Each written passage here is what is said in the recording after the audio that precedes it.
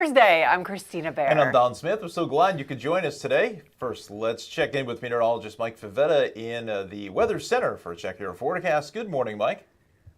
Good morning to you guys. There's actually some mild weather on the way to start off our weekend. We wrap up the week nice and dry with a little bit of a cool down, but Saturday and Sunday looking quite mild. Then we start off with a little bit of wet weather, however, so it's not all sunshines and rainbows going into the start of the weekend. However, by the end of the weekend looks a little bit better. Let's look at your forecast for Morristown, 70 with a little bit of rain returning by the late morning into the early afternoon. 71 in Newark. That is a sign that spring is on its way in, even toward Belmar and Trenton, upper 60s, low 70s. But again, the first half of the weekend looks wet. By Sunday, there's a little bit more sunshine, but a cool down returns. So only the upper 40s and low 50s as we start off the first weekend in April. Amazing to say that we're already looking at some mild weather, and of course, April coming in with those showers right on cue. There is some milder weather on the way. We've got all the forecast details you need to know, especially a look back at baseball season, because as its own home opener for the Yankees, we take a look and see how that affects some of the how it compares to some of the past weather at Yankee Stadium. So all those details and more coming up with your next weather update in just a few minutes. Can't believe it. Where did March go? Yeah, Literally, where'd it like go? it flew by. Already at opening day. All right. All right, Mike. Thanks so much. To your top stories now, in the school shooting in Nashville has a lot of New Jersey parents once again talking about security. The two police officers who are seen taking down that shooter on a dramatic video released by Nashville police being called heroes for their quick action. One of those officers is a Marine who also rushed into a 2020 bombing at the Tennessee Capitol. The other officer was recognized last week for precision policing, for removing stolen credit cards, a handgun, meth, and fentanyl off of the streets. So what are New Jersey state lawmakers doing to help improve security at our schools? Joining us now to talk about this is Monmouth County Assemblywoman Kim Mueller. Welcome to the morning show, Assemblywoman. Good morning. Thank you for having me. You were sponsoring a bill, A4142, and that would basically allow schools to hire officers. Can you tell us a little bit more about that bill? Yes, so this is one of 10 of a package of school safety bills that I've sponsored. This permits school districts to employ safe school resource officers and Class 3 special enforcement officers. If it passes, hopefully, the state would pay for this. The benefit to that would be that we could have funding for the schools earmarked for education and not these special officers. We have police officers just about every state and local government office, right? We've seen some retired officers sort of patrolling some of the school districts, not all of them. Why haven't we seen more police officers assigned to New Jersey public schools? I believe there's a push for it, but there is some people that are hesitant to do it. They feel like maybe having armed officers in schools might disadvantage the children. Maybe they'll be scared. But it's been proven that these community officers become part of the school. The children learn to, they learn how to communicate with the police officer, trust him. He becomes part of their daily lives. So I think it helps with the whole relationship between our first responders and our students. So I think we need to get past that and know that having a school security officer will help everybody. So I guess they'll kind of almost become part of the school community, like yeah. the custodians and librarian, just like they're just a normal everyday someone that they would see on the way into school. So are there other school security initiatives being worked on in Trenton right now? Yes, of the 9 other bills, only one, A301, was considered in committee, and that's when it requires school districts to submit emergency communication procedures and protocols to the Department of Education. Other than that, the other 8 others have not been heard. It's regarding, standard policies to improve emergency communications, having the state police maintain a 24-hour hotline, requiring school districts to implement policy mandating all students and school employees have identification cards, and more. I could go on. But last May, I spoke after the Uvalde shooting on the floor about this package of bills, and they did not want to hear it, the Democratic Party. I was shut down. My mic was actually shut off. They did not want to hear it. And it's a sin that we are putting politics above the safety of our children. What's been the biggest hurdle that you've seen in making these improvements to school security across our state? I think financing. Everybody, as we know, our educational budgets, our school budgets are decimated. So in meeting with different superintendents in our district, LD11, people are considering who has to be riffed or let go. They're incentivizing teachers who are nearing retirement. They're going to be canceling some late bus lines because that's too much money. So the kids that do after school programs. So, and then they're definitely not getting rid of these school security officers because that's an important part of the budget. So it always comes down to money. The state has money. We have a surplus that's amazingly large. And I think if we took some of that surplus and paid for these officers in every school, it would help immensely. We also need to concentrate on mental health. There is a plan by the governor to remove in-school mental health programs, such as the Source at Red Bank Regional and Little Silver, and disband it and move to a hub and spoke model. And the people I've spoken to have all agreed that that's not the way to go. We need to replicate the Source throughout the entire state because it's been a success, saved people's lives and more. So, Assemblywoman, so what would you say to parents who may ask you, why there isn't a greater focus on school security, I should say? A lot of school districts, they put, let's be honest, a lot of money into athletics and other programs at the school. Well, how come not school security? Is it maybe a situation where some school districts may think that, this is, unfortunately, these are the times we're living in, and these things seem to be happening at a more frequent pace, that, their town, maybe it doesn't give a good look for the town to have a school security officer standing out front of the school just from the optics of it all? Mm-hmm. But in my mind, I live in Shrewsbury Borough, and I drive by our K through 8 school, and I see a police officer stationed outside every morning. The police chief is often there. There is a sort of a retired police car parked out front just to lend to the security of that facility. And it was just told the shooter in Nashville apparently went to another school first, saw that it was protected by officers, and chose to go to the Covenant school that had no security. So right off the bat, if someone is going to threaten and do this harm, they're going to be looking for the places that don't seem safe. So I think having an officer outside and signage and more will help everybody and try to deter these people. Certainly a conversation that's going to continue. Assemblywoman, thank you so much for joining us on the New Jersey Morning Show. We appreciate it. Thank you very much for your time. Have a great day. You too. You too. Appreciate it.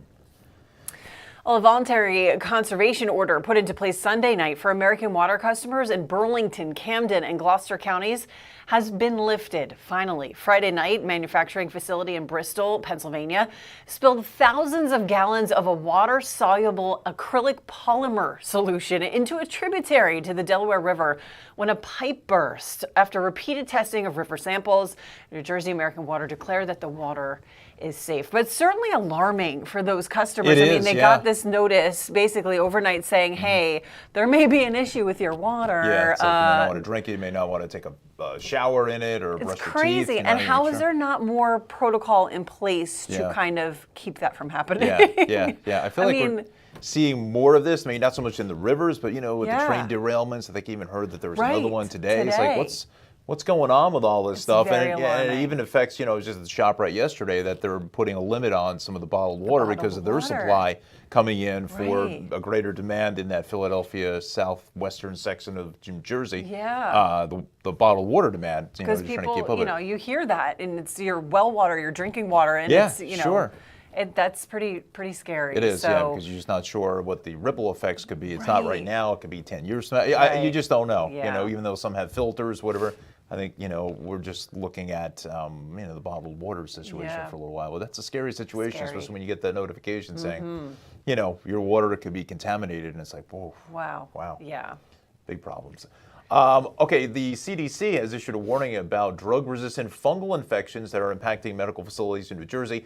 According to Rutgers, New Jersey Medical School, the fungus is dangerous for people with weakened immune systems, even deadly. The fungus does not pose a danger to people with normal, healthy immune systems. And this is affecting long-term care facilities. And all you think of is The Last of Us, Yeah. right? That's where my first thought went. Even though it's a fictional series, it's based on a video game, but that's literally the first thing I thought Yeah. of was that show. And it's very alarming, again. That It is, the yeah. medicine. Antibacterial, yeah, whatever. it's crazy. I'm not using the proper verbiage of it, but it's Resistant. drug-resistant Yeah. type of bacteria, which is definitely kind of a scary thing. Yeah. Even back in the day, like the wrestlers and things like that in school, on the mats used to have a claim. I can't think what the name of the staph infection kind of a thing, Yeah. whatever. That was always the big thing. That sometimes that can be really a problem too, because that sometimes is not cured right away Contained. with antibiotics and that kind of Yeah. stuff. So it's something got to keep an eye on. Yeah. Well, Middlesex County man arrested after allegedly making online threats against a Florida sheriff had his day in court. But as On New Jersey's Gerald D'Ambra tells us, when the suspect arrived in Florida, police had a surprise waiting for him. Investigators say 38-year-old Richard Golden urged people in a 4chan chat room to put a bullet in the head of Volusia County Sheriff Mike Chitwood. Golden allegedly made the threat after Sheriff Chitwood denounced a white supremacist group for distributing anti-Semitic literature. This week, Golden appeared in a Florida courtroom, but not before being greeted at the airport by the man he allegedly threatened. I'm Volusia County Sheriff Mike Chitwood. Hope you enjoy your stay. Welcome to Florida. Golden then made his way outside the Sanford Orlando International Airport, where he was placed inside a law enforcement vehicle. And when he came down the escalator, he could have said something. He didn't say a word. Look at that coming down that escalator. That's what we need to be afraid of. That's what the keyboard commandos are. They're these warriors spending 20 hours a day on a keyboard in these extremist chat rooms, and then they want to threaten to put bullets in people's heads, and they'll think they're going to be held accountable. Police describe Golden as anti-police, anti-government, unemployed, and living in the back bedroom at his mother's New Jersey home. Is Richard here? Yeah. Can you have him come to the door, please? Body cam video from the Volusia Sheriff's Office shows when Richard Golden was arrested in Monmouth Junction earlier this month. Golden is charged with written threats to kill or do bodily injury, according to online booking records. His bail is set at $100,000. For On New Jersey, I'm Gerald D'Ambra. They will find you. They will find you, yeah. Find you. Yeah, you have a digital footprint everywhere. Keyboard warrior. I like Yeah, the way he put yeah, that, though. exactly. I mean, all talk online, and then once he's face to face with the man he threatened, he said nothing. He said nothing. Crazy. Yeah. Very interesting. yeah. Wow. Another interesting story, and this has been happening more frequently, Yeah. unfortunately, is that we've seen 13 dead whales and 15 dolphins wash up along the Jersey shore. Now, a porpoise stranded itself on a Toms River beach this week. The Marine Mammal Stranding Center will conduct a necropsy on the porpoise. This is the second porpoise to wash ashore this year. Congressman Jeff Andrew is presenting an online petition to Governor Murphy calling for a halt to offshore wind energy activity. While an investigation is conducted, Governor Murphy says he believes there is no connection to the wind projects. And we talked about this, I think, a couple weeks ago, and we brought in meteorologist Mike Favetta into the conversation as well. And there really is no, correlation, Yeah. hard evidence, the data to support that theory at this time. Now, whether things should be investigated further, potentially. We'll see. We'll see. But it's just, it's really a mystery, I think, to a lot of folks in that community, in that space, scientists and so forth, marine biologists and whatever, Ongoing. trying to figure out why is this happening and why here along this section of the Atlantic Ocean, the coastline. That it's happening, yeah. Our other top story this week, the New Jersey Attorney General's office has taken full control of the Patterson Police Department. This was huge, sparking protests from activist groups across the city. And Attorney General Matt Platkin says that he's making the move because of a lack of public trust in the department. When residents and officers are not supported, when the fragile trust between the two essential parts of our community are frayed, or, as I believe to be the case here, decimated, then people are not safe. The state will take over daily operations and internal affairs investigations. This move comes less than a month after Patterson police killed Najee Seabrooks. He was a 31-year-old violence intervention activist who was fatally shot during a mental health crisis. So a big deal for Patterson, a lot of back and forth, a lot of the officials. Some people are calling for the mayor to be ousted. So there's a lot of, uproar in Patterson right now. And, this is, a pretty big deal that they're taking over. Yeah, anytime the state comes in to take over a police agency, it is a big deal, and certainly something we'll be following here on the New Jersey Morning Show as this kind of plays out to see how that goes and see what the political ramifications come for Mayor Saya as well. Yeah. Well, up next, why Union County is looking to change its official seal and why some say it's offensive. Plus, today's Yankees opening day, we'll learn more about the newest Yankee, a Jersey guy. And the New Jersey Morning Show is now available as a podcast on your favorite platform, from Apple, Amazon Music to Spotify, and so many more. Listen in, subscribe, and take us on the go. You're watching On New Jersey, the Garden State source for news, talk, sports, and entertainment. We have big news here for On New Jersey. We have an amazing show tonight, as we always do. We are here at the iconic Drum Thwacket in Princeton with First Lady Tammy Murphy. Will audiences be expecting you to talk Real Housewives issues? We're going to be discussing everything from working with small businesses to mental health initiatives. Work has begun on the New Jersey Hall of Fame at American Dream Mall. Here now to give us some more insight on the Giants' 5-1 start is Paul Patino. Paul, great to have you back on. Thanks for spending a few minutes with us. Yeah, you're going to come at us, we're going to come at you 10 times harder. Watch the Italian America Show every Sunday night at 8 p.m. on News 12 Plus and celebrate the best of Italian American culture. Each week, we will feature an exclusive interview with a prominent Italian American from around the country. You can watch the Italian America Show on Optimum 61, Verizon 530, or stream live from anywhere on News12.plus. For more on Order Sons and Daughters of Italy in America, visit osaya.org and follow along on social media.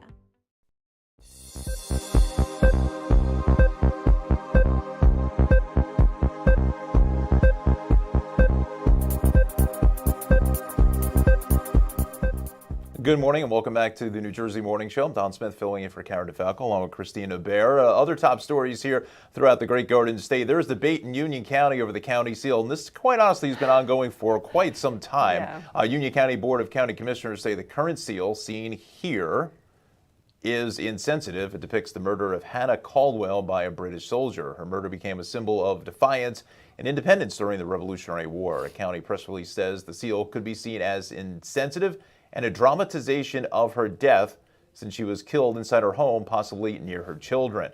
The county designed 2 new seals and they're asking residents to vote, but local historians are not happy. And over 1,000 people have signed an online petition, to keep the current seal. Now, this is actually the first time I'm seeing the seal. The new ones. Those are the proposed ones. That's correct. So those are the 2 proposed ones there. The one on the right is with the Elizabeth Courthouse, which goes back to, I don't even know, the 1700s, it's the 1800s or something. It's got historic value, and if anybody lives in Union County who's gone to jury duty in that building, you'll understand that there's no elevator and you got to walk up the stairs up to like the 5th floor. I mean, it's like the stairs aren't like this; they're on an angle of like 90 degrees. That's your gripe. Oh yeah, I was, and because I'm looking at some of these folks that are with me, and I'm thinking, an elevator may be of some assistance to some of them, but so I don't know if we can put those pictures back up again, because I just wanted to see what the other it was like seal a looked like. of it's like a different mixture of different things in Union County. Of Union County.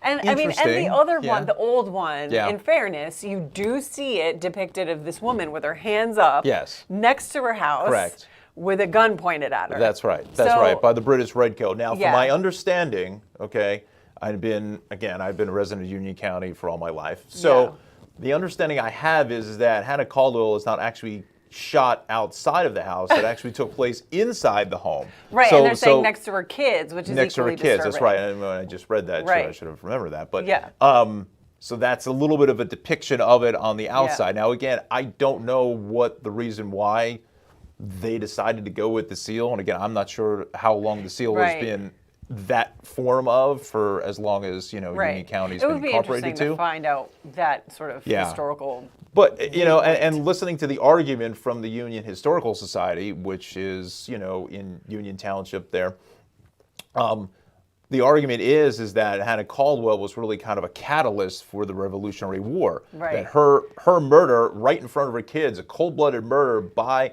the Redcoats, was the catalyst to have people sign up for the Revolutionary War in the Continental Army. So there you go. Interesting. Yeah, so we'll see we'll which one gets voted on. That's right. All right, let's head back to meteorologist Mike Favetta for another look at the forecast. We go from history to science now. Yes. Mike. A little bit, yeah. I like the design with the plane going across, you know, depicting cool. Newark Airport, because half of Newark Airport actually sits in Elizabeth. So, right, you know, going down the runway. I mean, this is something Kane University alum, so I know it. Going to school in Union County. We did some mapping classes, and when you kind of go to Newark Airport, you think, oh, maybe you'll actually be in Elizabeth technically this morning. Right. But everybody this morning going to have a little bit of sunshine across New Jersey with the rain that's on the way for Saturday. We start off our weekend a little wet. It stays rather gloomy for Saturday and then turns bright and sunny for Sunday. Now, there is a big surge in temperatures, I showed you before, with the numbers reaching the low 70s. For Saturday morning, it does get rather mild, but again, it's not like you'll be able to enjoy much of it because of the steady showers. Then Palm Sunday looking very dry, cooler with a drier and sunny feel, and then we're back to mild weather by the end of next week. So we've got baseball season heating up since in more ways than one. That's a little play on words, if you know what I mean. Looking back to the 1970s, so we'll go back about 52 years. Then you can see that for the New York Yankees at Yankee Stadium in the Bronx, there has been a 1.2 degree warm up on opening day. So if you take all the weathers from opening day and plot them across the last 52 years, there's been a slow rise in temperatures. Now, that obviously changes year to year, so there's a lot of variability, but you look at the long run, and that shows you the climate and how the climate is warming, at least for baseball. We'll take a look at what's going on with the weather for the rest of the weekend, including the 7-day forecast. That coming up with your next weather update in just a few minutes. All right, Mike, thanks so much. Great graphic, right? Yeah. I mean, you're not going to get that anywhere other than Professor Favetta, I think. That's the only place you're going to see it is right here on the New Jersey Morning Show. Absolutely perfect. That's right. Thanks, Mike. So what's a better sign that spring is in the air, right, than opening day? Well, it's opening day for the New York Yankees taking on the San Francisco Giants. Yankees and Giants have a long history. They've met in the World Series 7 different times. And the most exciting aspect of today's Yankees opening day is the debut of New Jersey's own Anthony Volpe. He's the youngest rookie to start on opening day for the Bronx Bombers since another shortstop by the name of, I don't know if you've heard of him, Derek Jeter. Our own Lisa Marie Falco has more. It's Volpening Day at Yankee Stadium, where Watchung, New Jersey native Anthony Volpe is set to make his Major League Baseball debut. I spoke with the Del Barton graduate's former head baseball coach, Bruce Chattel, about this special moment in his player's life. It's just so surreal to imagine that Anthony played here at Del Barton for 4 years, and 3 years later he's going to hold the most sacred position in all of sports, in my opinion. So it's just remarkable. From the minute Anthony arrived at Del Barton, it was clear to Coach Chattel that he was something special. Well, from day one, we knew that he was a very high-level defender. And over time, his baseball IQ is so advanced, much more advanced than most players. His passion and love for the game and work ethic, helped him get to where he is today. But I had a front row seat watching him play for 4 years, and the appreciation that I had for him was second to none. There wasn't a game where he didn't do something during a game that made you go, wow, this guy's different. Anthony is a very balanced young man. He never received a B at Del Barton. Like, he was the ideal student. He was all squared away. From the moment he walked in the school building, his shirt was tucked in, his hair was combed, and he had a smile on his face. It didn't matter if he was in the classroom in the locker room or on the baseball field. He is a high energy guy. I don't think I've ever seen him in a bad mood, and people gravitate to people like Anthony. He's a great leader, and most of all, he's a kind, humble, hardworking young man that I'm so happy that his dream came true. Coach Chattel credits much of Anthony's success on and off the field from his upbringing. The son of two doctors, Michael and Isabel Volpe, his family instilled hard work, discipline, and a genuine love for baseball and the New York Yankees. Anthony reflected on that during our interview in October 2021, when he was still rising through the minor leagues. I think that support system that I had, it just has so much to do with that. I mean, you can ask every single one of my teammates about my grandfather that was at every single one of our Hudson Valley games. He would drive out from Long Island, and just that, like you said, just that culture of support. And when I do something successful, every single one in the family is just as happy as if they did it. I'd be just as happy for them. So I definitely wouldn't be where I am without just that tight-knit family support. So I'm very grateful for it. While the new Yankee shortstop will inevitably draw comparisons to that other generational Bronx talent, Coach Chattel hopes people will remember that Anthony is his own person.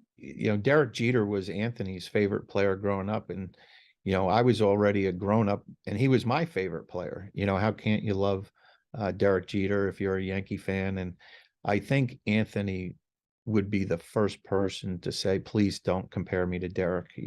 Anthony understands that he's got a lot of baseball ahead of him. And we all know what Derek Jeter did for the New York Yankees and the Hall of Fame career that he had.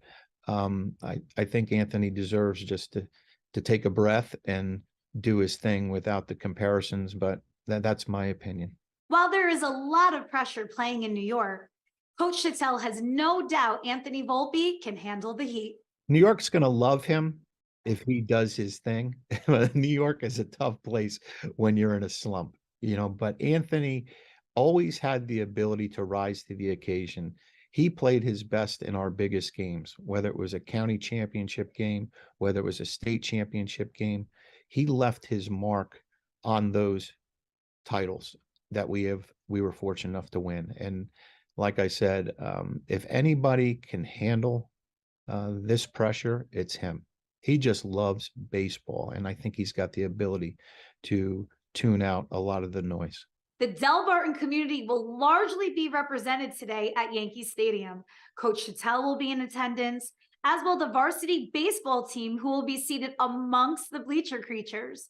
And as Coach described to me, there's been a little bit of a scramble in trying to get classes covered so Anthony's former teachers can also come out and support. But either way, whether in person or on television, everyone's hearts and minds are going to be with number 11 today and beyond. I'm Lisa Marie Falco for the New Jersey Morning Show. It's a great story right there. Anthony's story, just amazing. And joining us now to reflect on opening days of years past is New York Yankees World Series champ Jim Leyritz, along with his King of the Cop co-host Tommy Setnar. Guys, thank you so much for being with us this morning. Morning. Good morning. Yeah, thanks for having us. Happy opening day. Jim, you played on the grand stage of Yankee Stadium, of course. Describe what it feels like when you get out there first time, or how intimidating. Yeah, there's nothing like. Yeah, I mean, for this young guy too, I mean, no pressure, right? Yeah, exactly. Well, Derek was lucky enough to open up in Cleveland, which wasn't quite as much pressure as New York, the Yankee Stadium. But no, there is nothing like an opening day in Yankee Stadium. I'll be there today, and I'm looking forward to it. But with Anthony Volpe and with Aaron Judge coming off the season that he just came off of, there's a lot of excitement around the ballpark, and I wish this kid well. I like his coach said, I hope I don't see comparisons to Derek Jeter. It took Derek Jeter 10 years to start an era. give this kid some time, let him play some baseball, and let's see what he's got. Yeah, it's almost kind of unfair, right? To do those kind of comparisons when he hasn't even taken the field yet. So, right. You know, this is his first Major League Baseball game. You know, he's only, I guess, playing just for the Somerset Patriots in minor league baseball. But so, Jimmy, how did you handle the pressures of New York and, you know, what can be a vicious sports media, you know, either Page Six or, you know, always following you around and trying to see what you're up to, you know, even off the field? Well, just like, you know, Anthony spoke about, his parents were such a big influence, and they've been kind of the calming factor and to keep him level-headed. And my mom and dad were the same way, and my father especially told me some advice as a 15-year-old kid. He said, you only have to answer to two people, and that's yourself and God. And you know what? If you go out every day and do the best that you can do to either make yourself better, your team better, or some world better, then that should be your goal every day.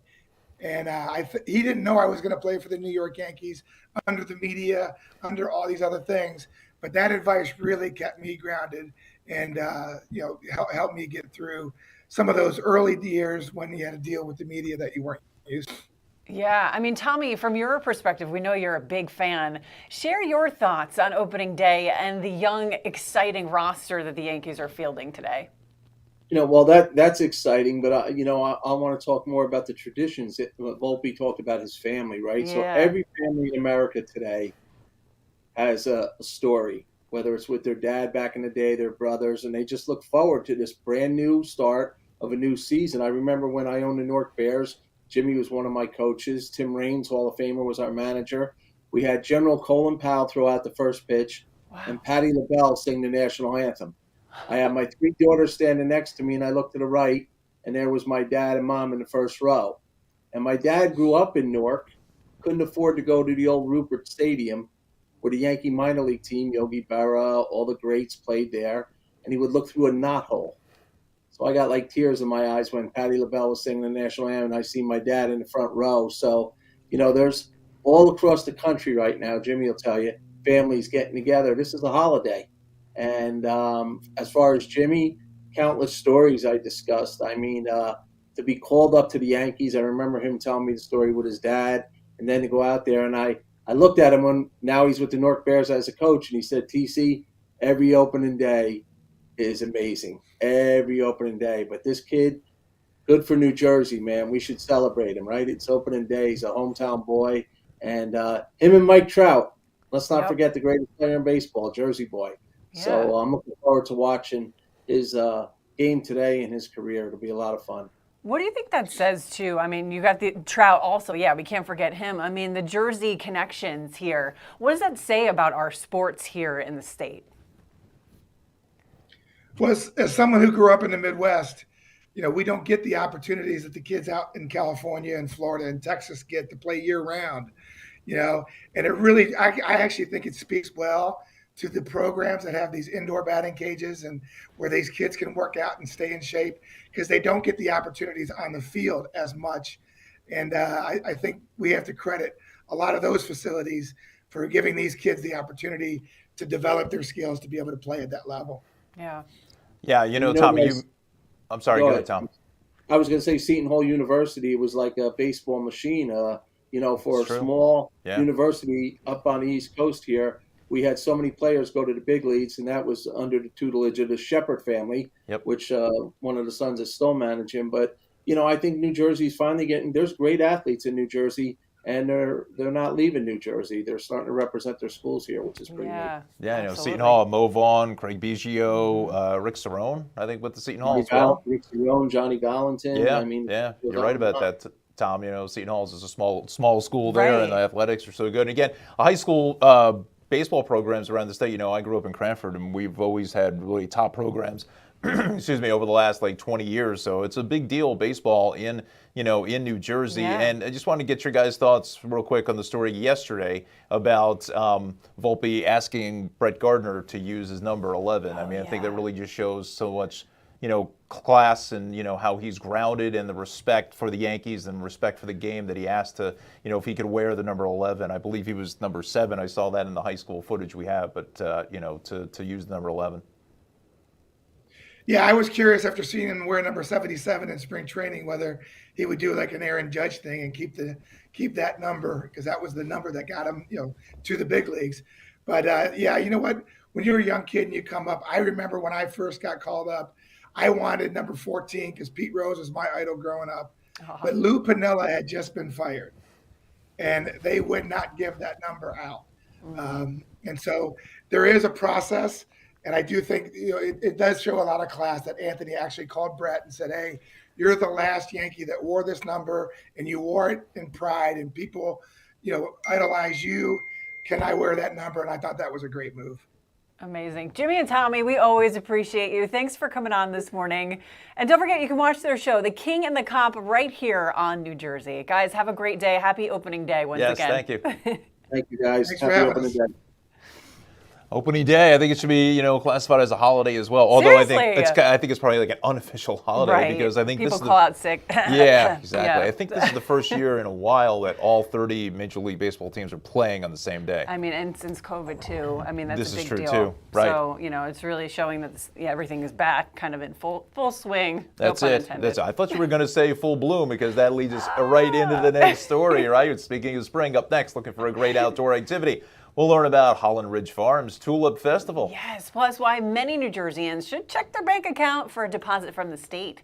And don't forget, you can now watch the New Jersey Morning Show live on Roku. Just get the On New Jersey Roku app, then click Watch Live. It's free, no cable subscription is required. If you do miss the show, you can also watch it anytime on demand on Roku.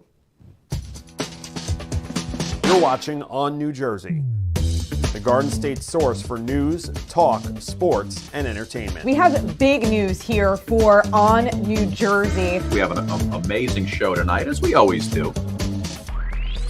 We are here at the iconic Drum Thwacket in Princeton with First Lady Tammy Murphy. Will audiences be expecting you to talk Real Housewives issues? We're going to be discussing everything from working with small businesses to mental health initiatives. Work has begun on the New Jersey Hall of Fame at American Dream Mall.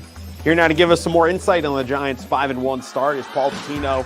Paul, great to have you back on. Thanks for spending a few minutes with us. Yeah, you're going to come at us, we're going to come at you 10 times harder. Watch the Italian America Show every Sunday night at 8 p.m. on News 12 Plus and celebrate the best of Italian American culture. Each week, we will feature an exclusive interview with a prominent Italian American from around the country. You can watch the Italian America Show on Optimum 61, Verizon 530, or stream live from anywhere on News12.plus. For more on Order Sons and Daughters of Italy in America, visit osaya.org and follow along on social media.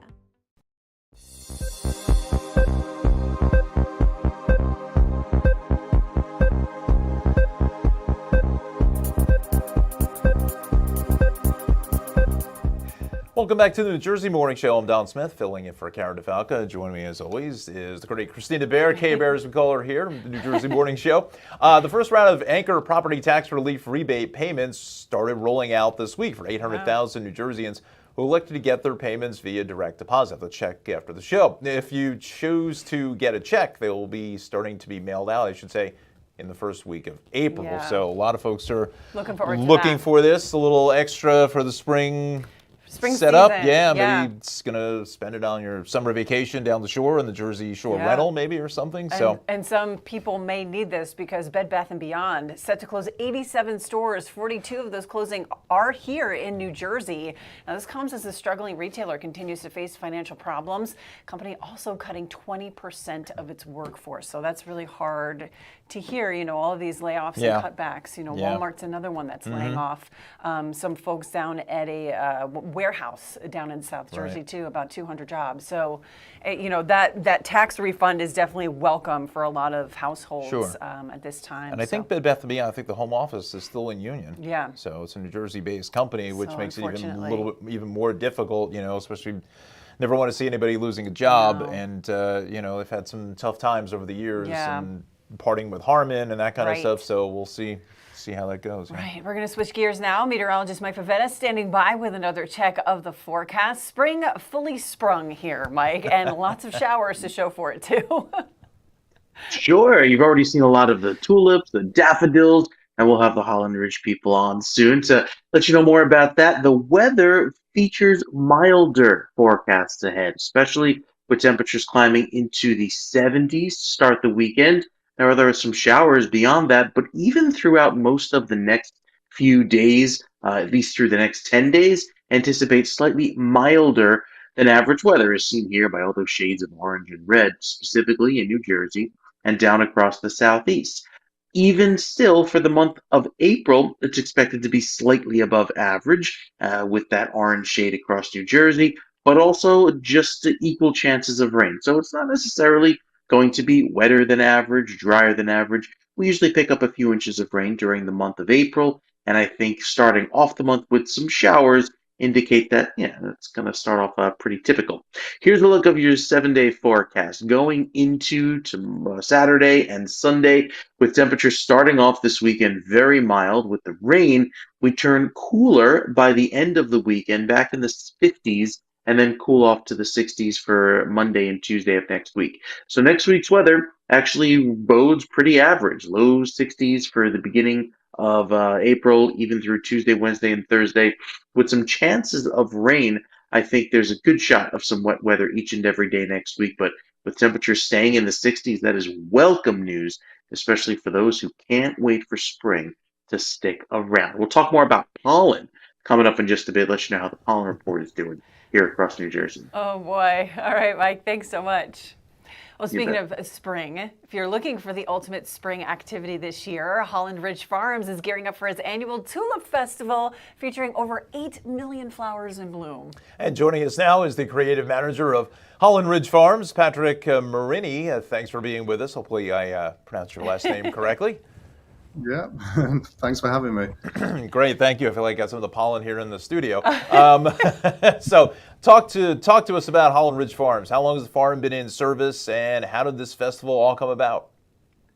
Yeah, so we've been open since 2018. This was the dream of our founder, who is a fourth generation Dutch tulip grower. His father and grandfather grew tulip bulbs in Holland.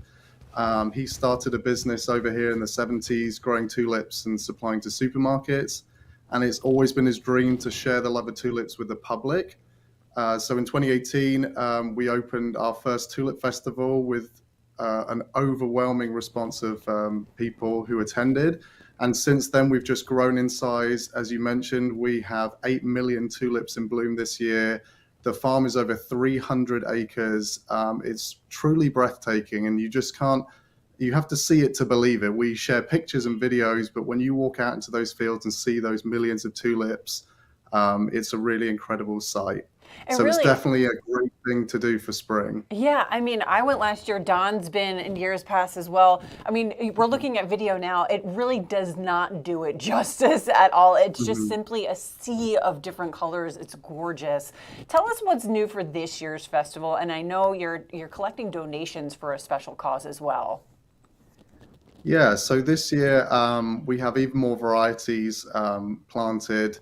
We have 16 photo props, so we have a few more photo props which the marketing team developed, so we're excited to share those.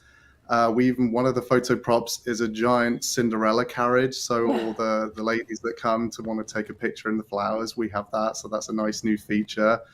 We're also working, as you mentioned, with Soldier On, which is a local organization. They support homeless veterans and provide housing. So we actually built a wishing well to have on site, and every time people throw money into the wishing well, it's going to go directly to this organization, and they'll be there on site throughout the event to talk about what they do and how the donations that the public give will help these veterans. So that's something really nice for this year. Amazing. Yeah, that's fantastic. Yeah. Anytime you can donate back to a good cause is Right. always wonderful. So we've had some really interesting weather. Yeah. And over the last 3 months or so. Yeah. So how's that played a part in leading up to the festival and the growth of the flowers? You know, looking at, a couple days in the 60s and 70s Yeah. in January. So how did that play in the tulip growth this year? Yeah, so typically we plant late in the fall all of the bulbs, and we need the cold winter to help form the roots and the flower buds. So we weren't concerned, but we figured, okay, we're going to be slightly earlier this season because we had such a mild winter. And right now we're looking for an opening date around April 10th to the 12th. So that's pretty typical year on year. So it hasn't really affected anything. I've been out to the fields this week, and it is just a sea of sprouts. They're everywhere. So everything is on track. And we're hoping to announce that opening day next week, and that's when tickets will go on sale as well. Yay, I can say I'm a VIP member here. I was curious because we went last year, and obviously you can pick as many as you want during the festival. What happens to these tulips? Because clearly 8 million tulips are not going to get picked by people, right? What happens to the tulips after the festival is over? What do you do with them?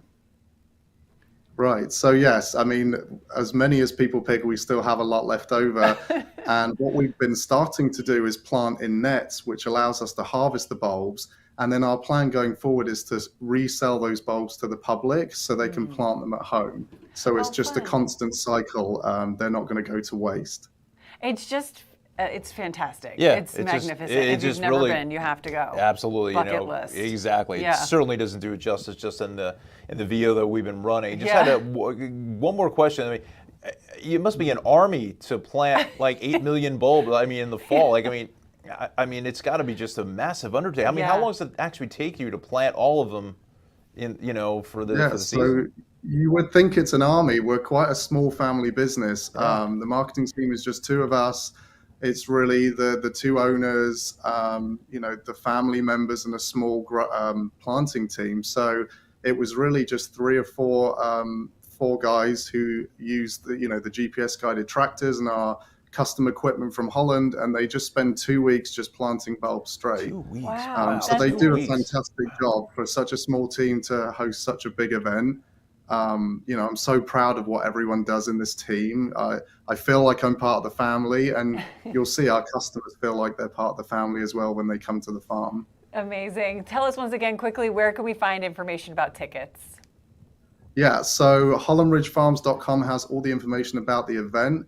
When tickets go on sale, you can buy them directly at shop.hollandridgefarms.com. It is online tickets only.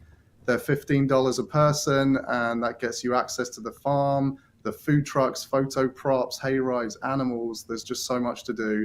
And like I said, tickets go on sale next week, and we're hoping to open between April 10th and 12th. Yay! Wonderful. Well, I'm going to be there. I will Yes. definitely be there. Patrick, thank you so much for joining us this morning. We appreciate it. Thank you, Patrick. Yeah, you're welcome. Thanks for having me. Yeah, you got to get on love that. it. You have to get on that list. I mean, like, you The got to get on the VIP list list. because Yeah. the tickets go really They quick. go quick, yeah. Especially the peak times and the weekends, Yeah. and like the 12 It's to so 1 worth o'clock. it, Yeah, though. it's totally worth so it. worth it. Absolutely. So much fun. All right, well, up next, why a movie shoot at the Essex County Isolation Hospital in Belleville causing a lot of buzz this week. Plus, Mike will be back with another check of your weekend weather forecast. And don't forget, you can always find us over on social media. Search for @NJ Morning Show on Facebook, Instagram, or Twitter, and click follow. You're watching On New Jersey, the Garden State source for news, talk, sports, and entertainment. We have big news here for On New Jersey. We have an amazing show tonight, as we always do.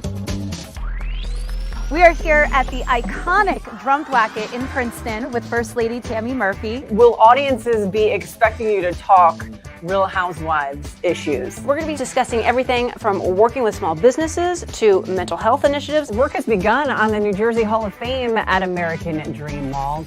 Here now to give us some more insight on the Giants' 5-1 start is Paul Patino. Paul, great to have you back on. Thanks for spending a few minutes with us. Yeah, you're going to come at us, we're going to come at you 10 times harder.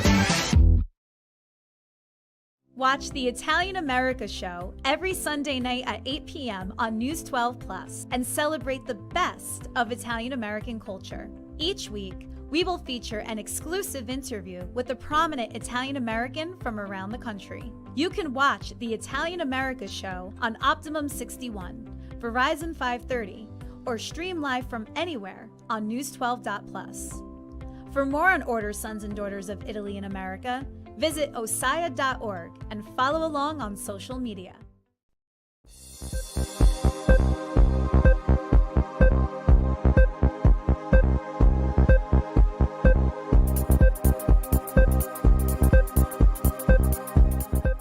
Welcome back to the New Jersey Morning Show. Don Smith here for Cara Falco, along with Kristina Behr. Let's go back to the Weather Center for another check of our forecast. And Mike's going to give us a look at that weekend weather forecast. Yeah, Don and Christina, we've got some pretty decent weather to start the weekend with milder conditions, even though it rains a little bit for Saturday. But that brings down the pollen numbers, which is really good news because those that suffer from allergies have been kind of feeling that, especially on Thursday and Friday with the moderate levels. Saturday remains moderate. We'll probably see moderate to low pollen levels by Sunday and Monday, but it doesn't last long given how warm next week's temperature is. And speaking of the warm weather, it looks very pleasant going into next week with Monday and Tuesday featuring the return to some sunshine, 61 degrees. We're a little bit milder on Tuesday. Some wet weather returns, and then it's kind of showery through Wednesday and Thursday, kind of what you'd expect for the first week in April. Overall, a much milder trend ahead, especially with that warmth on Saturday, but anticipate a little bit of humid weather to return as well. And this is good news, not only for reducing the pollen, but also keeping those fire threats at bay, since we had some of those brush fires up in northern New Jersey around the train tracks earlier this season. It was rather dry during the month of March, so some wet weather could do us some good, especially as we enter the rest of April. Looking good, Mike. Yeah, thanks Mike. So much. You bet. Time now for the Behr Buzz, and Joker fans have been in a frenzy this week. Social media has been buzzing about crews filming at the old Essex County Isolation Hospital in Belleville. Although still unconfirmed, 3 names being mentioned: Joker 2, Joaquin Phoenix, and Lady Gaga. Mayor Michael Melham put out an official statement about the recent shooting there, saying that yes, it is true that there is a major motion picture filming in Belleville, but he couldn't say where exactly. He also added those several photos that you just saw, including a big sign that reads Arkham Hospital, which, as Joker fans know, it's the hospital featured in Gotham City and, of course, the series, so it doesn't take a whole lot to deduce that this is most likely the Joker. Meantime, Peacock has released new images from the Pete Davidson comedy Bupkis. The Staten Island native writes, executive produces, and stars in the new series based on his own life. And right there, Newark-born, Belleville-raised Joe Pesci stars as Davidson's grandfather and Edie Falco as Pete's mom. There's also a slew of famous faces guest starring. That show premieres May 4th on Peacock. Collingswood native and TV icon Michael Landon of Little House on the Prairie fame will be honored with a memorial bench near his childhood home. A dedication ceremony for the bench will be May 20th at Newton Lake Park. Now, an organizer from the Camden County Parks Bench Donation Program helped raise more than $5,000 for the honor. Landon was, of course, among the biggest TV stars of the 60s, 70s, and 80s. So a big honor for him, and sort of giving back to that the Jersey roots here. Exactly, right. Posthumously. Love Little House on the Prairie. Oh, always love Nick Little at House on the Night Prairie. was our favorite. Right? The repeat. Oh yeah, absolutely, right. Laura, right. What is it, Laura Ingalls? Yeah, Laura Ingalls Wilder after Wilder. she got married at like 16, and then, but that was 1885 or whatever. It's my gosh. It's an interesting, being from, this area, from New Jersey and stuff like that, having so much history going back, dating even further than what Little House on the Prairie is. Kind of interesting how they grew up and how life was in that time. I always found it really fascinating. So Nick at Night probably still has those reruns. I'm sure they probably do, absolutely. All right, so Screen Break at Six Flags Great Adventure in Jackson is happening April 8th through April 15th from 8 to 11 p.m. They say the monsters will be let loose on the boardwalk, and you can test your courage by entering the scare zone of Spring Break zombies. Watch out. The park says that there are a limited number of tickets available on a first-come, first-serve basis. That'll be fun. Look at that. That should be, definitely quite a bit of scary fun. Yeah, instead of Spring Break, it's Scream Break. Yeah, I don't know what's more scarier, the zombies or the King Ka. I don't know where I can go. I'm not sure I could. I don't know. I feel Isn't like there a Joker ride there too? Oh, there is a Joker ride. That's right. It all comes back to Joker. Socks in a dryer. Thank you very much. There you go. Well, that does it for us today. Thank you so much for joining us on the New Jersey Morning Show. I'm Kristina Behr. And I'm Don Smith. Have a great day, New Jersey.